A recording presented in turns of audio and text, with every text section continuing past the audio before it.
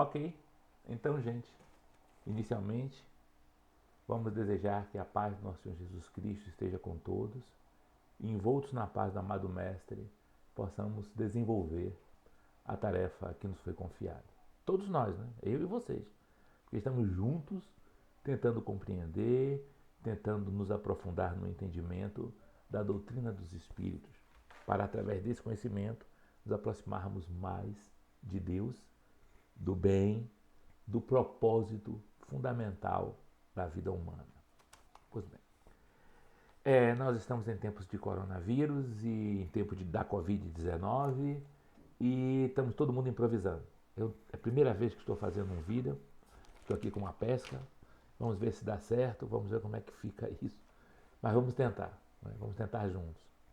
Bom, eu deixei inclusive meus slides, os slides que nós preparamos para essa nossa conversa, e um texto base, que é o texto que eu escrevi na pesquisa para subsidiar os slides, com o Emerson, para ele distribuir para vocês. Né? Se tivéssemos, como a gente costuma fazer, trabalhar juntos, né? Seria lá com aquela projeção maravilhosa, aquela luz, aquela iluminação ótima, apresentando a nossa conversa. Mas vamos embora. Pois bem, nós vamos conversar hoje sobre percepções, sensações e sofrimento dos espíritos. Na minha pesquinha está aqui o que é que nós vamos conversar. Então, inicialmente, uma introdução, já estamos nela, né?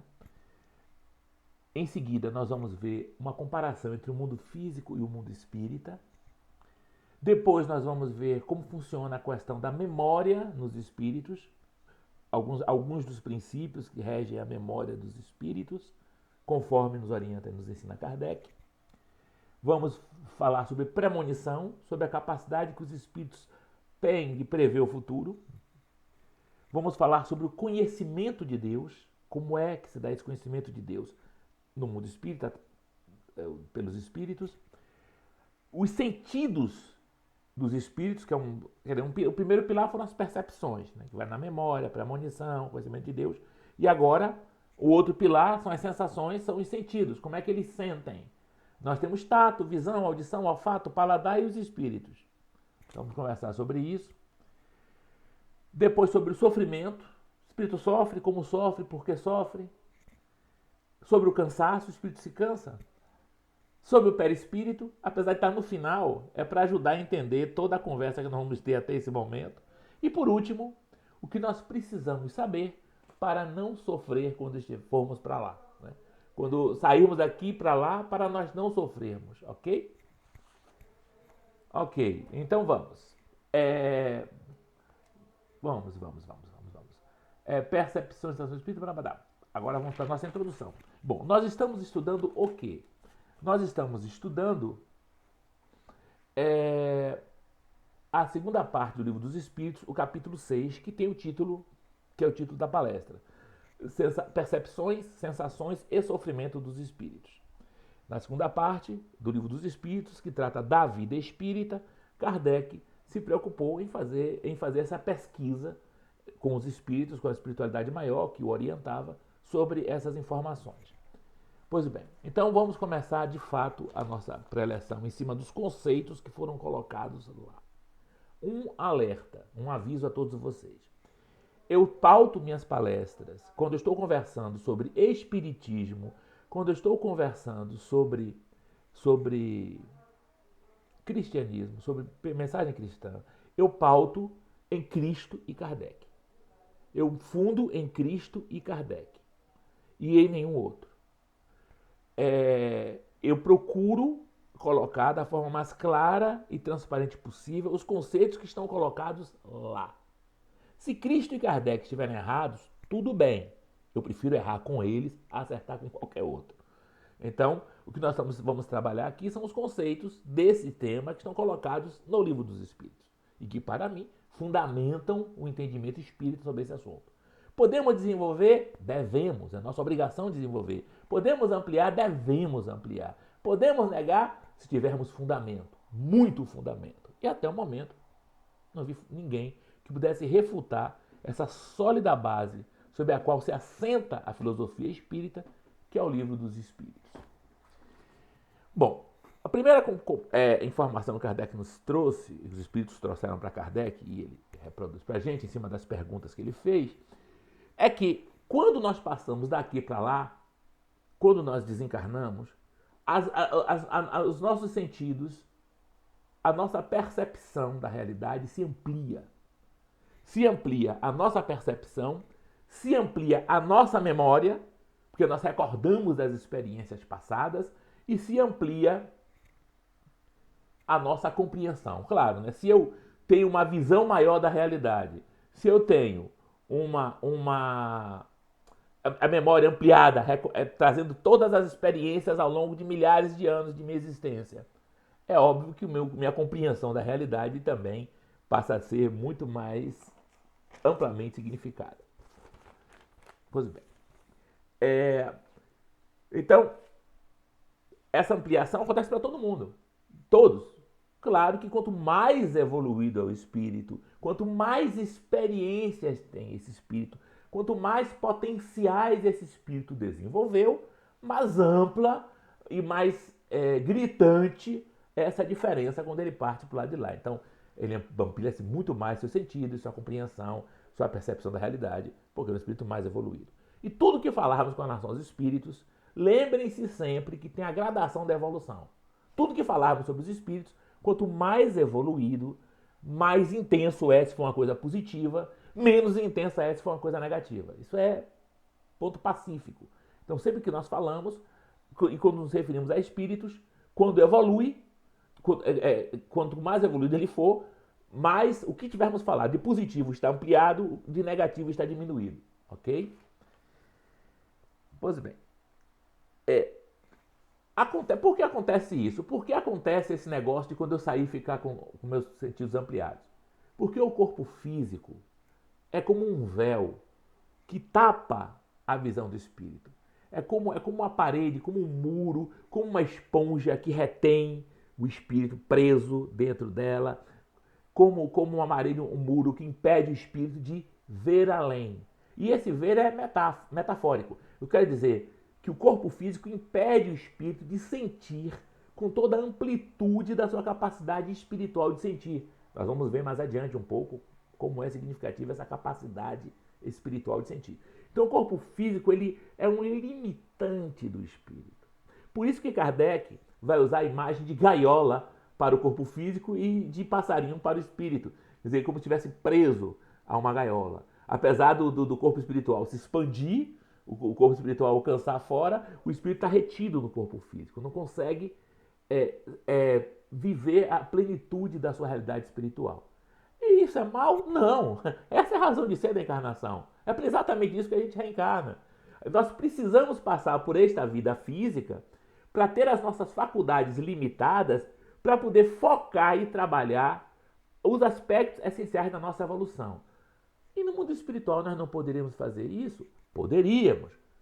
Mas o que a espiritualidade ensina é que a vida física potencializa, acelera esse desenvolvimento. E algumas coisas a gente pode perceber que é assim mesmo, né? Já imaginou, no mundo espiritual, os espíritos se veem. Não tem como você não se ver. E outra coisa, o que nós somos no mundo espiritual aparece, está exposto. Não tem como você esconder o que você é. Quando um espírito olha para o outro, quando eles se interagem, automaticamente um sabe exatamente o que o outro é. O grau de evolução, as tendências, as vontades. Isso está claro, não tem como dissimular. Então já imaginou como é que você vai reatar laços? E estou falando no caso dos espíritos como nós, que estamos passando por processos provacionais e expiatórios, porque se desviaram do caminho do bem, né? Mas também os que seguem seu caminho normalmente, os que estão nos outros planetas evoluindo na paz do Senhor, também eles têm as vantagens dessa encarnação. Mas na nossa, um exemplo que para mim aparece logo bem claro é isso. Como é que eu vou reatar relações, desfazer equívocos que eu realizei, se quando eu olhasse para a pessoa, automaticamente eu visse tudo que ela era, tudo que ela fez contra mim e vice-versa? Então, ia ser um pau eterno, como costuma ser lá em cima, né? Ficam brigando, degladiando, aí encarna um, depois encarna o outro, para que se encontrem e se resolvam na carne. Aonde? O véu da matéria, o véu da matéria, o véu do esquecimento, esses dois véus, limitando os meus potenciais espirituais e apagando a minha lembrança, criam condições, por mais que fique o pressentimento, por mais que fique a intuição, por mais que fique aquele ranço, mas cria condições muito mais favoráveis para que nós possamos nos exercitar na lei do amor. Né? Então, essa é a função da matéria. Então a matéria, a função dela é exatamente essa, é de abafar o potencial do espírito. E assim que a gente desencarna, glória a Deus, a gente amplia nossas percepções, a gente amplia a nossa visão, amplia a nossa compreensão. E de imediato? Não, claro que não. Deixa eu ver na minha pesca se é essa a hora de eu falar sobre isso. Não, claro que não. Mais na frente a gente vai conversar para explicar por que não é de imediato. Mas no mundo espiritual, nós, na condição de espíritos, vamos ter uma capacidade mental ampliada, vamos ter uma capacidade de percepção da realidade ampliada e vamos, com toda a certeza, ter uma memória, uma recordação das nossas experiências ampliada. Pois bem, então, prosseguindo agora, vamos falar sobre memória. Vou colocar o que Kardec ensina no Livro dos Espíritos, apesar de ter umas variações por aí. O que Kardec ensina no Livro dos Espíritos, o que a espiritualidade ensina a Kardec é que o espírito se recorda de tudo. Quer dizer, quando você passa pelo período, você está encarnado, tem um período que nós vamos conversar sobre ele, não é a hora. Quando você passa por esse período e você alcança, você finalmente se desprende de todas as impressões da experiência física e assume a plenitude de ser espírito, nesse momento, você recorda todo o seu passado. Todas as suas experiências estão na sua memória e você acessa elas. Não existe negócio de memória acádica. Respeito quem crê nisso, mas informo que isso não é espiritismo. Quem pensa assim, que existe uma memória acádica que está lá, que vai lá, pega um pedacinho da memória e traz para você, você pode acreditar no que você quiser. Mas isso não é espiritismo. Isso é cultura oriental, outros entendimentos, outras formas de perceber a verdade, ok? Não é doutrina espírita, de forma nenhuma isso é doutrina espírita. Mas a gente respeita, mas não é. Para o espiritismo, o espírito, assim que ele alcança a consciência, ele alcança a plenitude da recordação de todas as suas vidas até aquele momento. Agora, é interessante que a memória dos espíritos ela tem algumas características. Mas antes, vocês podem dizer assim, não, você pode me dar um exemplo para entender que o negócio é esse de plenitude, de ser espírito? Aí eu vou falar rapidamente da perturbação espiritual, depois a gente aprofunda. O que é isso? Quando você encarna, o que é que acontece com você? Você passa por um processo que a gente chama de redução perispiritual, que você vai cada vez mais se identificando com o feto. E o que significa isso? O que é o feto? É uma vida embrionária. O espírito começa a reduzir todas as suas faculdades, para como se ele fosse iniciar novamente a existência, como se fosse surgir de novo no universo. Então, o processo da encarnação, uma primeira etapa, o processo inicial da encarnação, é exatamente essa redução perispiritual, em que o espírito vai retornando ao princípio. Interessante que quando você vê o feto, todos os processos de evolução do feto na barriga da mãe, é como se fosse uma reprodução de todo o caminhar da evolução humana na Terra, desde a forma mais primitiva até os mamíferos. Então você vê que, inclusive, os embriões dos animais, em determinadas fases, é difícil distinguir um do outro. Eles são bem parecidos. Então é como se fosse uma recapitulação de tudo que houve. Então o espírito, para entrar na carne, ele sofre essa redução. E depois passa um período de bebezinho para reaprender a andar, falar, para conquistar as faculdades físicas, até que ele alcança a sua maturidade.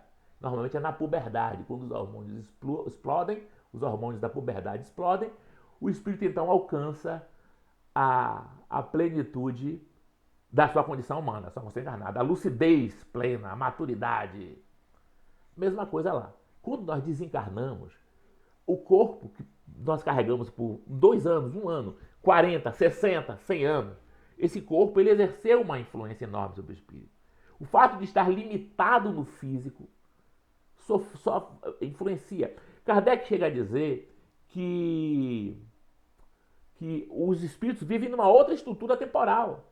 A espiritualidade ensinou a Kardec que os espíritos vivem numa outra estrutura temporal. O tempo para os espíritos é diferente do nosso, mesmo inferior. Por isso que o inferior às vezes acha que está sofrendo há centenas de anos. Não está.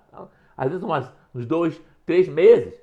Mas o tempo para ele pode parecer imenso, como também pode parecer curto, né? Porque isso não independe da condição de evolução espiritual. Depende do fato dele ser espírito, dele estar desencarnado. Então o espírito desencarnado, ele não tem a mesma percepção de tempo que nós temos. E na carne, a matéria limita a percepção temporal. Estabelece a percepção temporal. Na carne, 1 ano é o tempo que a Terra gira em torno do Sol. Não tem como se atrapalhar com relação a isso. E um dia ela gira em torno de si mesma. Não tem como se atrapalhar com relação a isso. Porque o físico, de certa forma, estabelece essa prisão temporal. O espírito está preso ao tempo? Claro que está. Porque só quem não está preso ao tempo é Deus, que é eterno. Mas no mundo espiritual, como Kardec escreveu lá, a estrutura temporal é diferente. O tempo rola lá de uma forma diferente. Então consegue entender direito como é que isso rola, mas é diferente. Pois bem, então, quando ele chega lá no mundo espiritual, quando nós chegamos lá, todos nós vamos passar por isso, você tem um período de perturbação, que a gente chama de perturbação espiritual, mas não é que o espírito fique maluco. É que ele está sob forte influência da matéria. Como ele precisou passar por um processo de redução do perispírito para poder encarnar, ele precisa agora passar por um processo de se desvencilhar das impressões materiais para poder atingir a plenitude da vida de espírito. Aí eu vou dizer uma coisa que talvez alguns já saibam e talvez a maioria não. As colônias espirituais, que a gente foi aí para nosso lar, não sei lá, elas são zonas de transição. Elas não são a condição normal de ser espírito. Como é que eu sei disso? Porque em nosso lar eles têm a ilusão de ter mão, tem a ilusão de ter pé, tem a ilusão que come, tem a ilusão que dorme, tem a ilusão que anda. Até os que voam têm ilusão que voam. Porque espírito não come, não dorme, não tem mão, não tem pé, espírito não. Espírito é espírito. E espírito não voa, não se desloca no espaço como a matéria se desloca. A matéria se desloca. Ah, mas tem o perispírito, que limita o espírito à dimensão material, com certeza. Mas só que essa matéria do mundo espírita é uma matéria identificada com o espírito, não com a carne, não com a matéria física. Então é uma matéria que vive em outra estrutura temporal também, porque o espírito arrasta ela para isso. A matéria em si é inerte, a matéria em si é fluido cósmico universal. Tudo está em tudo, como está no livro dos médiuns. A matéria em si, ela se transforma de qualquer jeito, mas do jeito que o espírito quiser, como o jeito do espírito impor. Então a matéria é um veículo formal de manifestação do espírito. Agora, exatamente, o perispírito, ele está moldado ao espírito, a realidade do espírito, na realidade da matéria. Mas como ele é o laço que une o espírito à matéria, sim, aí quando você vai encarnar, é ele que vai fazer os processos para poder que o espírito fique introduzido nessa condição física, com ilusão de tempo, de mão, de falar, de pensar. Na verdade, no nosso caso não é nem tanto, não é nem ilusão, é fato que nós temos isso aqui mesmo. Quando desencarnar, é que vamos ficar algum tempo com a ilusão de que nós estamos assim. Aí vamos recobrando a consciência espiritual e vamos dando ao perispírito cada vez mais identidade com o espírito, com a realidade do espírito, que não tem mão, não tem boca, não tem pé, não come, não dorme, não se desloca espacialmente, se projeta a consciência, é outra coisa. Ele não sai voando com o corpinho dele, ele projeta a consciência. Mas o perispírito, porque o perispírito também fica, afina, vira ele já é basicamente semimaterial, semi-espiritual, ele se afina com o espírito, aí você projeta o seu perispírito, você se projeta no universo material, você não sai voando por aí. É diferente, a coisa que rola lá é diferente, mas tudo bem. Então, outra característica da memória do espírito, para encerrar a questão memória, é que a memória do espírito ela é vívida. Ele não só se lembra de tudo o que aconteceu com ele, como se lembra de forma viva, intensa. Quando o espírito projeta, se recorda um fato, é como se ele estivesse vivendo esse fato novamente. Claro que a vontade dele reduz a intensidade dessa vida. Por que eu sei disso? Porque quando uma lembrança é dolorosa, ninguém vai querer viver vivamente uma experiência dolorosa. Lembra dela aquilo que é importante. Então, claro que o espírito, com a sua vontade, ele dosa esse recordar. Mas uma coisa interessante da capacidade do espírito, além de recordar-se de tudo, ele recorda com intensidade.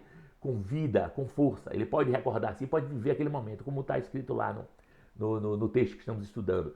É como se o espírito ele revivesse a experiência totalmente. E aí é óbvio que se for uma experiência ruim, você precisa recordar para construir alguma coisa, você quer viver para tentar se lembrar de um detalhe, para tentar ver se foi aquilo mesmo, aí você vai interferir com a sua vontade para não viver de forma tão intensa o conjunto desse sofrimento. Mas as coisas boas, você então mergulha até a última gota com toda certeza. Então, essas são as características da memória do espírito. Agora, tem um limite a memória do espírito? Tem. Que limite? O limite óbvio. Uma coisa, a memória ela é uma capacidade do espírito associada à razão. Mas os animais superiores que já estão ensaiando a razão já têm memória. Aristóteles dizia isso, os animais têm memória, com certeza. Porque estão ensaiando a razão. Mas é uma memória fragmentária. É uma memória ainda incompleta. Eu não sei nem se o espírito consegue alcançar essas fases. Provavelmente não. Porque a memória ainda está fragmentada. Se diz que é o pensamento não contínuo do animal. Não é como o nosso, um pensamento contínuo, constrói um sentido, um significado de realidade.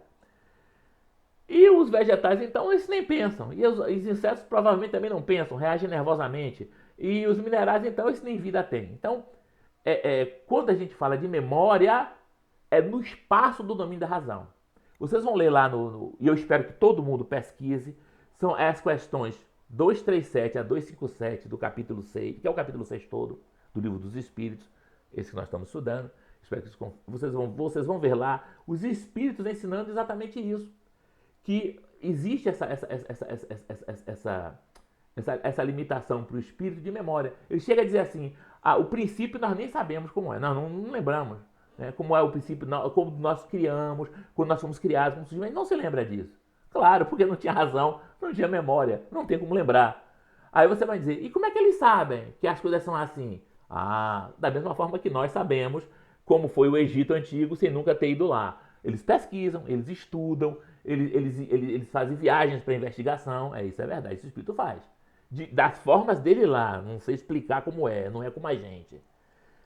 Se alguém lhe disser que o mundo espiritual é como aqui, se alguém disser isso para você, onde você estiver, o mundo espiritual é como aqui, diga, olha, se há uma coisa que é totalmente diferente disso aqui, é o mundo espiritual. O que parece dessa ilusão são as colônias, as zonas de transição, que preparam o espírito para os saltos maiores. Né? Lembra-se que a mãe de André Luiz não andava em nosso lar. E ele só alcançava ela pelo sonho. Ela vivia em esferas espirituais, que vivem a espiritualidade por excelência. Vivia como espírito já, pelo nível de evolução dela, pela caminhada que ela deu.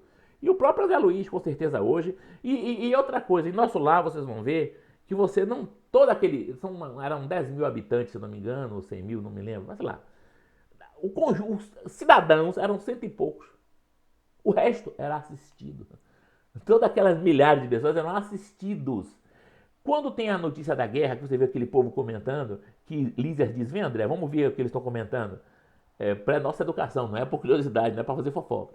Aí você vê o nível baixo de entendimento daquelas pessoas, como uma mulher chega a ficar com medo que o marido pegue ela, o marido que batia nela na terra vai bater nela lá em nosso lar. Quando ele aparecesse lá. A outra fala, duvido que ele consiga atravessar, que é a explicação da outra, coitada, para acalmar a amiga, ainda também é de quem não conhece bem as coisas, como é que a banda toca. Ela fala assim, duvido que ele consiga passar por aquele lugar horroroso, ele vai ficar preso lá para sempre, sei lá o que é que ela fala.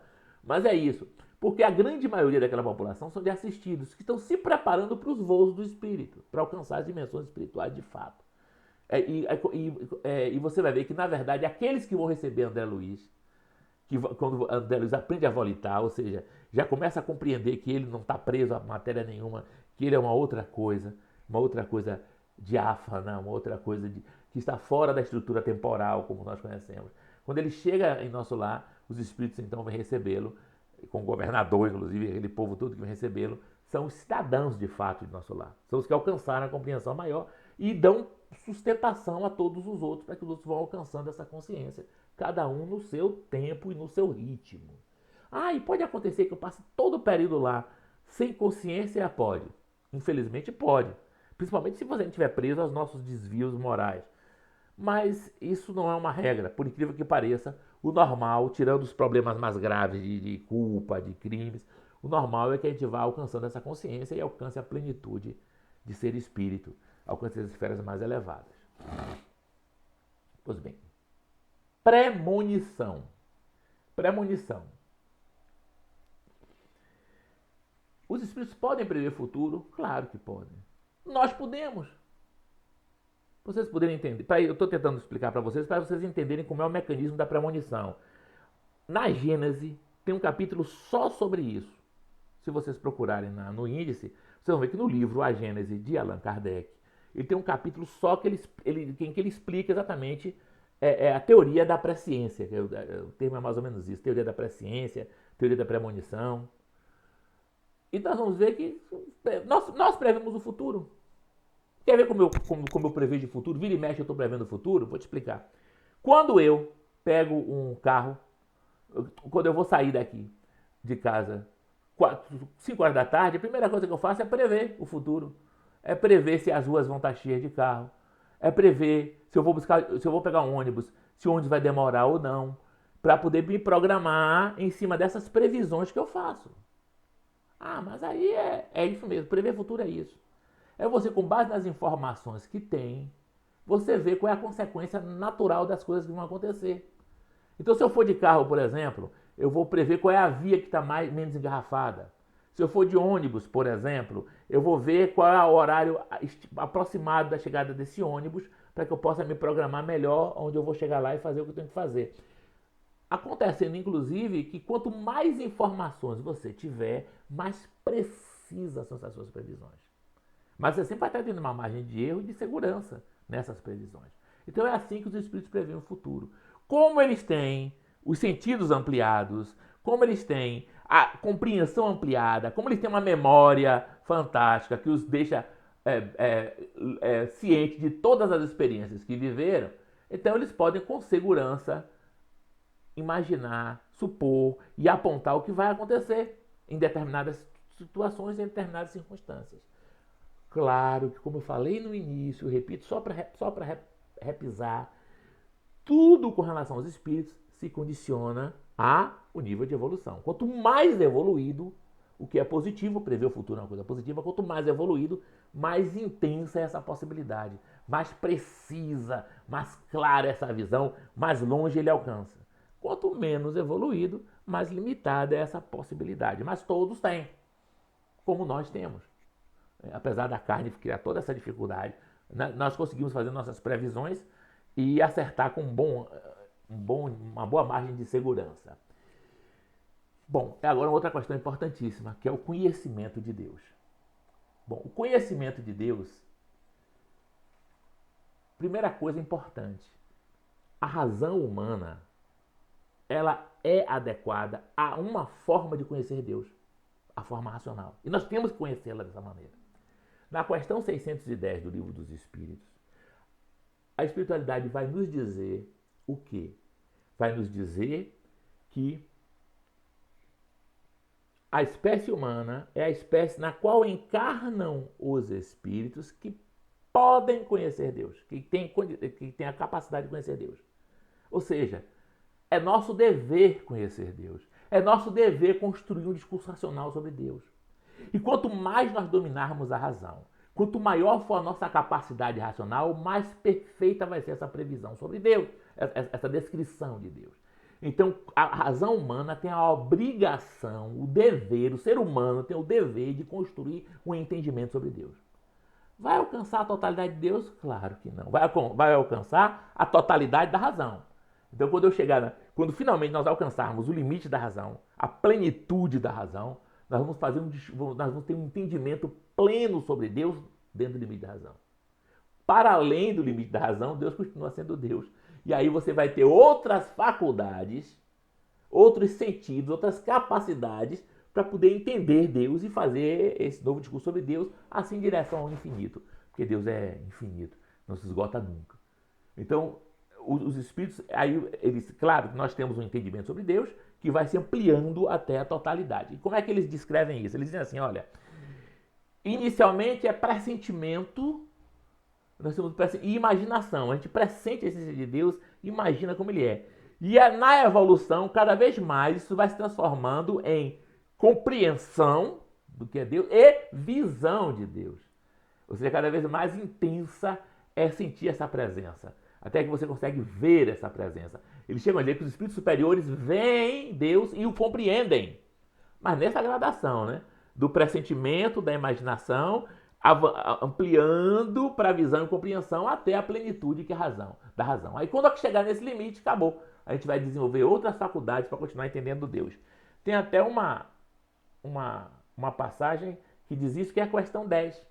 Quando você for ler a questão 10 do livro dos Espíritos, nessa questão 10, vai dizer que, quando ele pergunta, o homem pode conhecer plenamente Deus? O que é que vai responder os Espíritos? Não. Falta-lhe sentido. Mas sentido não é sentido. Sentido é como olfato, audição, razão. Falta-lhe uma faculdade que lhe permita tanto. Então, claro, porque cada vez mais que você vai evoluindo, novas faculdades vão surgindo e mais você vai entendendo de Deus. Então a razão cumpre um papel, sim, importantíssimo de falar sobre Deus e vai falar plenamente. Você vai conseguir falar, compreender Deus nos limites da razão. E aí é hora de partir para outra. Meu irmão, é hora de você virar anjo.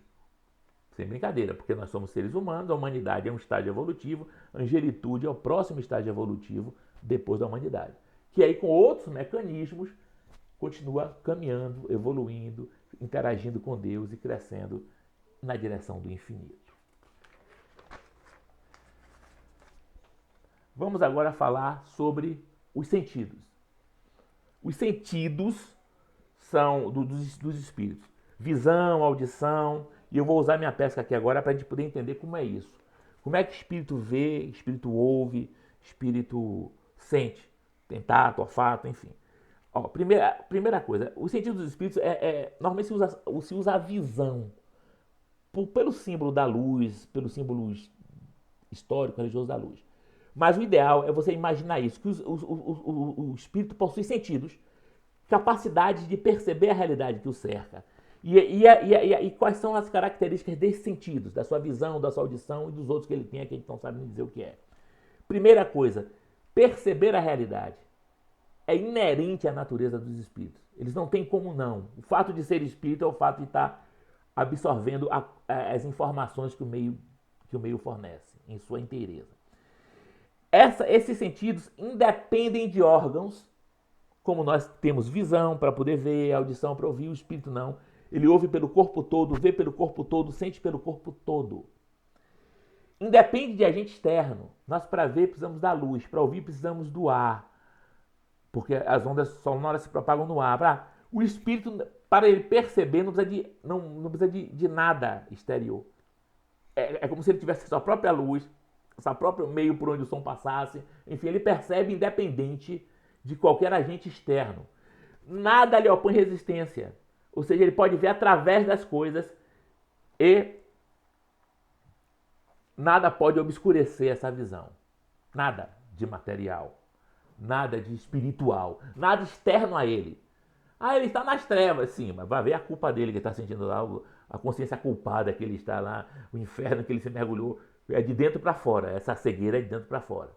Ele está nas trevas, aí você pensa em Deus, ele pensou em Deus, aí vê a luz, né? Porque, na verdade, ele é que apagou a luz dele próprio. Porque não há agente externo que interfira nessa capacidade de enxergar, de ver, de perceber a realidade do espírito. Agora, internamente, claro, sim, tudo. A vontade do espírito é a senhora, né? E, às vezes, ela é dominada pelos próprios desvios e equívocos. E aí uma voz amiga faz abrir os olhos do bichinho. Então, a primeira característica é essa, que é fantástica, né? Outra, aí sim, e você dirige essa capacidade de perceber. Como é que ela funciona? Você dirige para os objetos do seu interesse. Quanto menos evoluído, mais a própria providência faz com que essa direção seja na direção das suas necessidades espirituais. Você enxerga aquilo que você precisa para melhorar.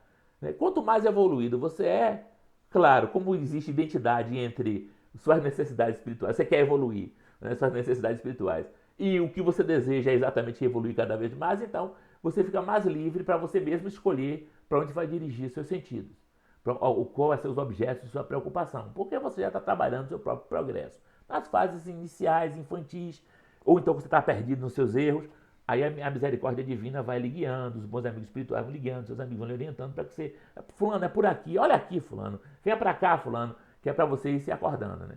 Mas quando você chega num determinado nível, não, você mesmo já está buscando as coisas, não, eu quero evoluir para cá, não, eu quero trabalhar a área da música, não quero trabalhar, você está caminhando na direção da luz.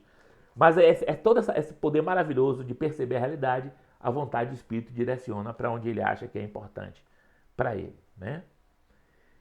Pois bem, e agora vamos falar sobre o sofrimento dos espíritos. Primeiro princípio sobre sofrimento dos espíritos. O espírito não sofre nada de material. Nada que existe na matéria pode afetar o espírito. O espírito pode destruir a matéria. Qualquer espírito pode fazer o que quiser com a matéria, quando ele tem conhecimento e energia espiritual e permissão de mais alto. Ele pode fazer desfazer, aparecer uma coisa, aparecer. O espírito pode tudo sobre a matéria. A matéria pode nada sobre o espírito. Ah, mas a matéria. Quando eu digo que ele está muito materializado, a vontade do espírito é que dirige ele ou para a lama ou para a cachoeira. Ele escolhe se ele quer ficar chafurdando na lama ou se ele quer ficar embaixo de uma cachoeira. Ou quer escalar uma montanha para ficar mais perto do céu, tomar uma fresca e olhar a natureza de cima. Ele escolhe o que ele quer fazer, ou se ele quer enterrar a cabeça no charco. Então ele é livre para escolher. Mas a matéria em si é nula sobre o espírito.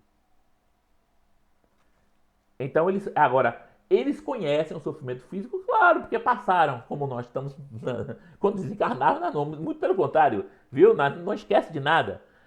Esquece encarnado, mas o espírito ele se lembra de tudo. Então é óbvio que como nós passamos pelo sofrimento físico, a gente conhece o sofrimento físico. E aí vem uma informação importante, principalmente para quem trabalha em mediúnica, que é o que Kardec se preocupou naquele momento, quando ele escreve isso, exatamente por causa do que ele já tinha visto e ouvido. Quando o espírito fala que está com sede, está com fome, está com frio, está com dor, duas coisas podem estar acontecendo. Ou ele pode estar com a impressão física, aquele negócio que nós falamos da perturbação espiritual, achando que ainda tem um corpo. Que é como Kardec diz, o membro amputado, você sente a dor no membro. O membro já foi amputado, a dor não está no membro, está no espírito, você estava numa projeção. Então o espírito pode, ou ele pode estar com essa impressão, e aí aquele sofrimento para ele interpreta dessa forma, que mais é um sofrimento que ele sofre é moral, provavelmente culpa, a culpa que é terrível, né? A culpa. Ou pode ser uma metáfora também. Ele pode estar tentando explicar para vocês o sofrimento que é moral, e na cabeça dele ele imagina que talvez a sede ou a fome o calor, enfim, ele está tentando fazer uma metáfora. Então, quando o espírito diz que está sofrendo com sede, sentindo calor, com frio, ou ele está fazendo uma metáfora, ou está com uma impressão realmente de que as coisas são assim. Né? E aí você vai, não importa, que é na consciência dele, para mostrar a ele que pense em Deus, pense no amor, busca a Deus, busca o amor, que o mal se apaga e se acaba por si mesmo. O sofrimento do espírito é sempre exclusivamente moral.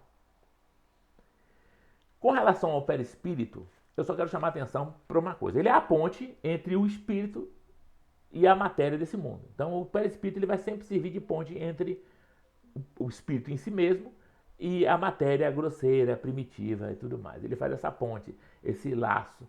Né? E isso é importante porque o espírito interage, o espírito se manifesta, se expressa no meio material. O meio material é fundamental para o espírito se manifestar. Né? Quando se compõe uma música, mesmo quando é uma música celestial composta pelos espíritos, ela se expressa no universo material. Né? E se espalha de um para o outro pelo universo material. Então a matéria é fundamental como veículo de comunicação entre os espíritos, como meio de expressão dos espíritos. E o perispírito é a ponte entre o espírito em si e as formas materiais, das mais sutis às mais grosseiras. E aí, uma informação importante. Morte e desencarne são coisas diferentes. A morte é a falência dos órgãos.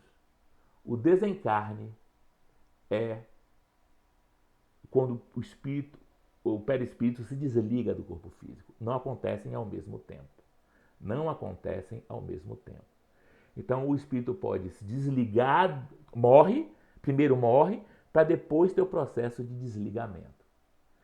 É importante saber disso, porque enquanto o desencarne não se consuma, o que acontece no corpo físico, o perispírito transmite para o espírito. Não como a dor física, porque você não tem mais fluido nervoso. Já não existe mais, o seu corpo já está morto.